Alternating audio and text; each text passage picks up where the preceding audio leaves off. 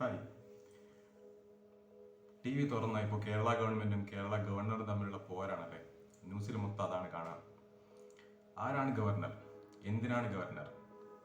അല്ലെങ്കിൽ സംസ്ഥാനവും കേന്ദ്രവും തമ്മിലുള്ള ബന്ധത്തിൽ ഗവർണറുടെ പങ്കെന്ത്? അമേരിക്കയിലും മറ്റും പ്രസിഡന്റുമാരാണ് രാജ്യം ഭരിക്കുന്നത് അല്ലേ. അവരുടെ സ്റ്റേറ്റ് ഭരിക്കാനായി ഗവർണർമാരെ ചുമതലപ്പെടുത്തിയിട്ടുണ്ട്. അവരുടെയൊക്കെ തെരഞ്ഞെടുപ്പിലൂടെയാണ് അധികാരത്തിലേറ്റുന്നത്. അപ്പോൾ ഇവിടെ നമുക്ക് മന്ത്രിമാരുണ്ട്, മുഖ്യമന്ത്രിയുണ്ട്, അതുപോലെ പ്രധാനമന്ത്രിയുണ്ട്, കേന്ദ്ര മന്ത്രിസഭയുണ്ട്, സംസ്ഥാന മന്ത്രിസഭകളുണ്ട്. അപ്പോൾ ഈ സമയത്ത് ഒരു ഗവർണറുടെയും പ്രസിഡന്റിൻ്റെയും ഒക്കെ പ്രാധാന്യം എന്താണെന്ന് നമ്മൾ ചിന്തിച്ചിട്ടുണ്ടോ? കോൺസ്റ്റിറ്റ്യൂവൻ്റ് അങ്ങനെയാണ്, നമ്മുടെ കോൺസ്റ്റിറ്റ്യുവൻസി അങ്ങനെയാണ് പറഞ്ഞിരിക്കുന്നത്. ഓരോരുത്തർക്കും വ്യക്തമായ ഓരോ ഐഡന്റിറ്റി കൊടുത്തിട്ടുണ്ട്. കേന്ദ്ര തലത്തിൽ പ്രസിഡന്റിനുള്ള അതേ സ്ഥാനമാണ് സംസ്ഥാന തലങ്ങളിൽ ഗവർണർക്കും അതുപോലെ കേന്ദ്രഭരണ പ്രദേശങ്ങളിൽ ലഫ്റ്റനന്റ് ഗവർണർമാർക്കും അഡ്മിനിസ്ട്രർമാർക്കും കൊടുത്തിരിക്കുന്നത്.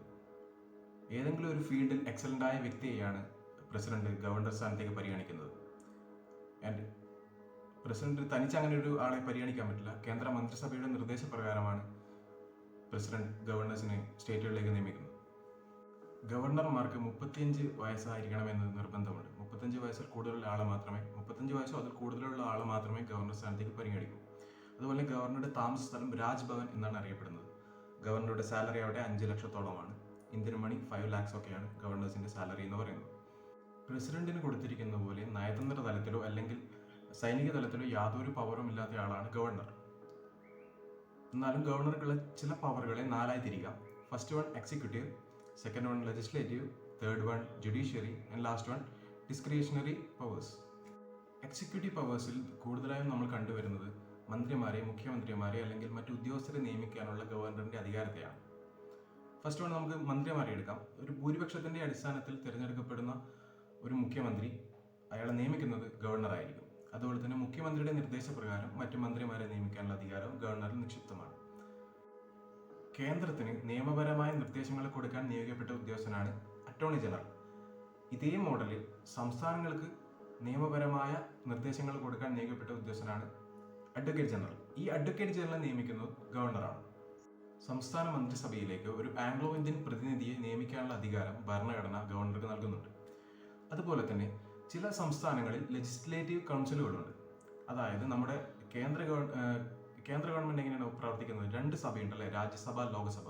അതുപോലെ ചില സംസ്ഥാനങ്ങൾക്ക് 2 സഭകളുണ്ട്. കർണാടക, ആന്ധ്രാപ്രദേശ്, തെലങ്കാന, മഹാരാഷ്ട്ര, ബീഹാർ, ഉത്തർപ്രദേശ്. ഈ സംസ്ഥാനങ്ങൾക്കാണ് ലെജിസ്ലേറ്റീവ് കൗൺസിലുകൾ ഉള്ളത്. അതായത് ഒരു നിയമസഭയെ കൂടാതെ മറ്റൊരു സഭ കൂടി. ഇത്തരം സഭകളിലേക്ക് ആ സഭയുടെ ആകെ മെമ്പേഴ്സിന്റെ 1/6 മെമ്പേഴ്സിനെ നിയമിക്കാനുള്ള അധികാരം അവിടുത്തെ ഗവർണേഴ്സിനാണ് കൊടുത്തിരിക്കുന്നത്. അതായത് ടോട്ടൽ സംഖ്യയുടെ 1/6 നിയമിക്കാനുള്ള അധികാരം ഈ ഗവർണറിൽ നിക്ഷിപ്തമാണ്. അപ്പോൾ കല, സാംസ്കാരികം, സാഹിത്യം എന്നീ മേഖലകളിലൊക്കെ, ശാസ്ത്രം എന്നീ മേഖലകളിലൊക്കെ കഴിവ് തെളിയിച്ച ആളുകളെ ഈ ഗവർണർക്ക് അവിടെ നിയമിക്കാവുന്നതാണ്. ഇനി നമുക്ക് ഇപ്പോൾ നടന്നുകൊണ്ടിരിക്കുന്ന ഒരു വിഷയത്തിന്റെ കാതലായ ചില പ്രശ്നങ്ങളിൽ പരിശോധിക്കാം. യൂണിവേഴ്സിറ്റികൾ അല്ലേ. യൂണിവേഴ്സിറ്റികൾ നമുക്ക് 2ആയി തരംതിരിക്കാം. ഡീംഡ് യൂണിവേഴ്സിറ്റിയും പ്രൈവറ്റ് യൂണിവേഴ്സിറ്റിയും മാറ്റിയെടുക്കുക. ഗവൺമെന്റ് യൂണിവേഴ്സിറ്റികൾ നമുക്ക് പ്രധാനമായും 2ആയി തിരിക്കാം. സ്റ്റേറ്റിന്റെ കൺട്രോളുള്ളവയും കേന്ദ്രത്തിന്റെ കൺട്രോളുള്ളവയും. കേന്ദ്ര ഗവൺമെന്റിന് കീഴിൽ വരുന്ന യൂണിവേഴ്സിറ്റികളുടെ തലവനെ നമ്മൾ വിസിറ്റർ എന്നാണ് പറയുന്നത്. വിസിറ്റർ എപ്പോഴും പ്രസിഡന്റ് ആയിരിക്കും. അതുപോലെ തന്നെ സംസ്ഥാന മന്ത്രിസഭയുടെ കീഴിൽ വരുന്ന യൂണിവേഴ്സിറ്റികളുടെ തലവനെ നമ്മൾ ചാൻസലർ എന്ന് പറയും. ചാൻസലർ എപ്പോഴും ഗവർണർ ആയിരിക്കും. അപ്പോൾ ചാൻസലർ ആവാനുള്ള അധികാരം ഒരു സംസ്ഥാനത്തിന്റെ ഗവർണർക്കായിരിക്കും. ഈ അധികാരം ഗവർണർക്ക് കൊടുത്തിരിക്കുന്നത് അതാത് സംസ്ഥാനങ്ങളിലെ നിയമസഭ തന്നെയാണ്. അതിനുള്ള കാരണം എന്ന് പറയുന്നത് പുറത്തു നിന്നുള്ള പൊളിറ്റിക്കലായിട്ടുള്ള ഇൻഫ്ലുവൻസിനെ തടയാൻ വേണ്ടിയാണ് ചാൻസലർ സ്ഥാനത്തേക്ക് ഗവർണറെ നിയമിച്ചിരിക്കുന്നത്. ഇനി ഈ ഗവർണർ എന്ന് പറയുന്നത് ഒരു എക്സ് ഓഫിഷ്യോ മാത്രമാണ്. യൂണിവേഴ്സിറ്റികളുടെ മൊത്തത്തിലുള്ള നടത്തിപ്പും അതുപോലെ അതിന്റെ കാര്യങ്ങൾ കണ്ടക്ട് ചെയ്യുന്നതും ഒക്കെ വൈസ് ചാൻസലറാണ്. അതുകൊണ്ട് തന്നെ ഓരോ സ്റ്റേറ്റിനും അവരുടേതായ രാഷ്ട്രീയ താല്പര്യങ്ങൾക്കനുസരിച്ച് ഈ വൈസ് ചാൻസലർ നിയമിക്കുന്ന പണി മാത്രമാണ് കാലാകാലങ്ങളായി ഗവർണേഴ്സ് ചെയ്തു വരുന്നത്. ഇന്ത്യൻ ഭരണഘടന പ്രകാരം ഇവിടെ 3 തരം ലിസ്റ്റുകൾ നിലവിലുണ്ട്: union list, concurrent list, state list. Union ലിസ്റ്റിൽ കേന്ദ്രത്തിന് നിയമം നിർമ്മിക്കാവുന്ന ചില വിഷയങ്ങൾ കൊടുത്തിട്ടുണ്ട്. അതുപോലെ തന്നെ സ്റ്റേറ്റിന് നിയമം നിർമ്മിക്കാൻ പറ്റുന്ന ചില വിഷയങ്ങൾ. കൺകറന്റ് ലിസ്റ്റിൽ ഇവയ്ക്ക് രണ്ടും സെപ്പറേറ്റ്ലി നിയമങ്ങൾ നിർമ്മിക്കാനുള്ള ചില വിഷയങ്ങളുമാണ്. എഡ്യൂക്കേഷൻ എന്ന് പറയുന്നത് കൺകറന്റിൽ വരുന്ന ഒരു വിഷയമാണ്. ഇനി 2018 കേന്ദ്ര ഗവൺമെന്റ് ഒരു ആക്ട് കൊണ്ടുവരികയുണ്ടായി, UGC റെഗുലേഷൻ ആക്ട്. ഇതിൽ പറയുന്നത് പെട്ടെന്ന് അങ്ങനെ ഒരു വൈസ് ചാൻസലർ നിയമിക്കാൻ പറ്റില്ല എന്നാണ്. അതായത് ഒരു 3 അംഗ സെർച്ച് കമ്മിറ്റി ആദ്യം ഉണ്ടാക്കണം.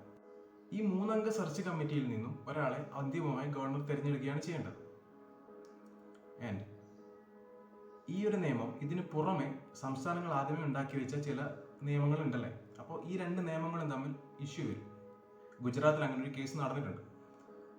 ഇനി ഇങ്ങനെയുള്ള കേസുകളിൽ ആർട്ടിക്കിൾ 254 പ്രകാരം കേന്ദ്രം പറയുന്ന നിയമങ്ങൾക്കായിരിക്കും കൂടുതൽ മുൻഗണന ലഭിക്കുക. അതായത് യൂണിയന്റെ നിയമങ്ങൾക്കാണ് സ്റ്റേറ്റിന്റെ മേൽ കൂടുതലായി അധികാരം വരുന്നത്.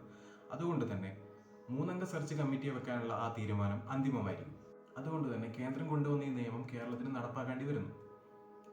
ഇതാണ് ഇപ്പോൾ കേരള ഗവൺമെന്റും കേരള ഗവർണറും തമ്മിൽ നടക്കുന്ന പോരിന്റെ കോൺസ്റ്റിറ്റ്യൂഷനിൽ പറയാവുന്ന ചില അടിസ്ഥാന കാരണങ്ങൾ. നിയമസഭ വിളിച്ചു ചേർക്കാനും അതുപോലെ തന്നെ പിരിച്ചുവിടാനുള്ള അധികാരം ഗവർണർക്കുണ്ട്. അതുപോലെ തന്നെ തിരഞ്ഞെടുപ്പിന് ശേഷമുള്ള ആദ്യ നിയമസഭാ സമ്മേളനങ്ങൾ അഭിസംബോധന ചെയ്യാനുള്ള കടമ ഗവർണറിൽ നിക്ഷിപ്തമാണ്. അതുപോലെ തന്നെ വർഷത്തിന്റെ ആദ്യത്തെ സമ്മേളനം, ആദ്യ സെഷൻ ഇനോഗ്രേറ്റ് ചെയ്യേണ്ടതും ഈ പറയുന്ന ഗവർണർ തന്നെയാണ്. ആർട്ടിക്കിൾ 200 പ്രകാരം നിയമസഭ പാസ്സാക്കിയ ഒരു ബിൽ അധികാരത്തിൽ വരണമെങ്കിൽ, അംഗീകാരം ലഭിക്കണമെങ്കിൽ ഈ പറയുന്ന ഗവർണർ അതിൽ സൈൻ ചെയ്തിരിക്കണം. ഇനി സൈൻ ചെയ്യാനുള്ള അധികാരം പോലെ തന്നെ അത് നിഷേധിക്കാനുള്ള അധികാരവും ഗവർണർക്കുണ്ട്. വേണമെങ്കിൽ അത് കുറേ കാലം നീട്ടിക്കൊണ്ടുപോകാം, പ്രസിഡന്റിന്റെ പരിഗണനയ്ക്കായി മുകളിലേക്ക് അയക്കാം, അല്ലെങ്കിൽ പുനഃപരിശോധനയ്ക്ക് തിരിച്ച് മന്ത്രിസഭയിലേക്ക് വിടാം. ഈ പുനഃപരിശോധനയ്ക്ക് അയച്ചു കഴിഞ്ഞ ബിൽ വീണ്ടും റിട്ടേൺ വന്നു കഴിഞ്ഞാൽ ഗവർണർക്ക് അത് ഒപ്പിടാതിരിക്കാൻ പറ്റില്ല. നീട്ടിക്കൊണ്ടുപോലെ ഒരു ഓപ്ഷനുമല്ല. അപ്പോൾ ഒരു ആക്ഷൻ എടുത്തേ മതിയാവും. കാരണം നീട്ടിക്കൊണ്ടുപോലെ എന്ന് പറയുന്ന ഒരു ജനദ്രോഹപരമായ നയമായിരിക്കും. പാർലമെന്റ് അല്ലെങ്കിൽ നിയമസഭ സമ്മേളിക്കാത്ത അവസരങ്ങളിൽ നിയമനിർമ്മാണത്തിലുള്ള പ്രസിഡന്റിന്റെയോ അല്ലെങ്കിൽ ഗവർണറുടെയോ അധികാരത്തെയാണ് ഓർഡിനൻസ് പുറപ്പെടുവിക്കുക എന്ന് പറയുന്നത്. ഈ പുറപ്പെടുവിക്കുന്ന നിയമം 6 മാസം മാത്രമേ കാലാവധി ഉണ്ടാവുന്നുള്ളൂ.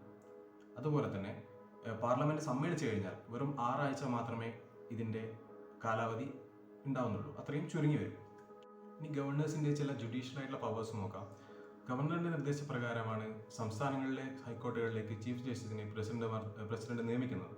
അതുപോലെ തന്നെ ജില്ലാ കോടതികളിലേക്ക് ജഡ്ജിമാരെ നിയമിക്കാനുള്ള അധികാരം ഗവർണർക്കാണ് കൊടുത്തിരിക്കുന്നത്. ഈ ജഡ്ജിമാരെ നിയമിക്കുന്നതിന് മുമ്പ് ഗവർണർ ഹൈക്കോടതിന്റെ അഡ്വൈസ് തേടിയിരിക്കും. ശിക്ഷ ലഭിക്കപ്പെട്ട ഒരു വ്യക്തിക്ക് അതിന്റെ കുറ്റത്തിൽ നിന്നും ഇളവ് ലഭിക്കാനും മുക്തി നേടാനൊക്കെ സഹായിക്കാൻ ഗവർണർക്ക് കഴിയും. ഇത് സാധാരണ ചെയ്യുന്നത് ജുഡീഷ്യറിയിൽ നിന്നും നീതി കിട്ടാതെ പോയ ആളുകൾക്ക് വേണ്ടിയാണ്.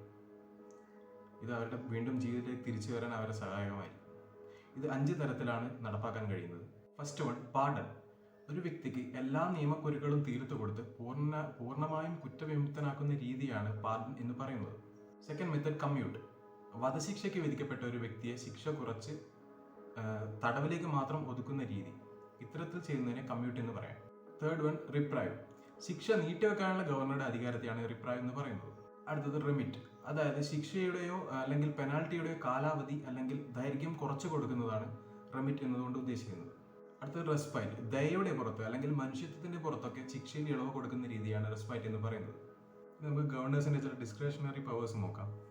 ഒന്നാമത്, ഒരു ഇലക്ഷനിൽ ഒരു ഭൂരിപക്ഷം ഇല്ലാതെ വരികയും ഒരു പാർട്ടിക്കും ഭൂരിപക്ഷം കിട്ടാതെ വരികയും എന്നാൽ അവിടെ ഒരു മന്ത്രിസഭ അല്ലെങ്കിൽ ഒരു മുഖ്യമന്ത്രിയുടെ അത്യാവശ്യം ഉണ്ടെന്ന് വരികയും ആണെങ്കിൽ ഈ ഗവർണർക്ക് ഒരു മുഖ്യമന്ത്രിയെ തിരഞ്ഞെടുക്കാനുള്ള അധികാരം കൊടുത്തിട്ടുണ്ട്. അതുപോലെ തന്നെ അടിയന്തരാവസ്ഥ കാലത്ത് രാഷ്ട്രപതിയുടെ പ്രസിഡന്റിന്റെ ഏജന്റായി സംസ്ഥാനങ്ങളിൽ പ്രവർത്തിക്കാനുള്ള അധികാരം ഗവർണർക്ക് പ്രസിഡന്റ് കൊടുത്തു. ഗവർണർ എന്ന് പറയുന്നത് 5 വർഷക്കാലത്തേക്ക് നിയമിക്കപ്പെടുന്ന ഒരു പദവിയാണ്. ബട്ട് ചില അവസരങ്ങളിൽ ഗവർണർക്ക് രാജിവെച്ച് പുറത്തു പോകേണ്ടി വരും. അല്ലെങ്കിൽ കേന്ദ്ര മന്ത്രിസഭയുടെ അനുമതിയോടുകൂടി പ്രസിഡന്റ് ഈ ഗവർണറെ ടെർമിനേറ്റ് ചെയ്യുന്നതായിട്ടും കാണാം. ഈ ഗവർണർ എന്ന് പറയുന്നത് ഒരു പൊളിറ്റിക്കൽ താല്പര്യങ്ങളുടെ അടിസ്ഥാനത്തിൽ നിയമിക്കപ്പെടുന്ന വ്യക്തിയാണ്. ഗവൺമെന്റ് മാറി വരുന്നതിനനുസരിച്ച് ഗവർണറുടെ സ്ഥാനവും മാറിയേക്കാം. കാരണം പ്രസിഡന്റാണ് നമ്മുടെ ഈ ഗവർണറെ തിരഞ്ഞെടുക്കുന്നത്. പ്രസിഡന്റിനെ തിരഞ്ഞെടുക്കുന്ന ആരാണ്? കേന്ദ്ര ഗവൺമെന്റാണ്. അപ്പോൾ there is always A politics.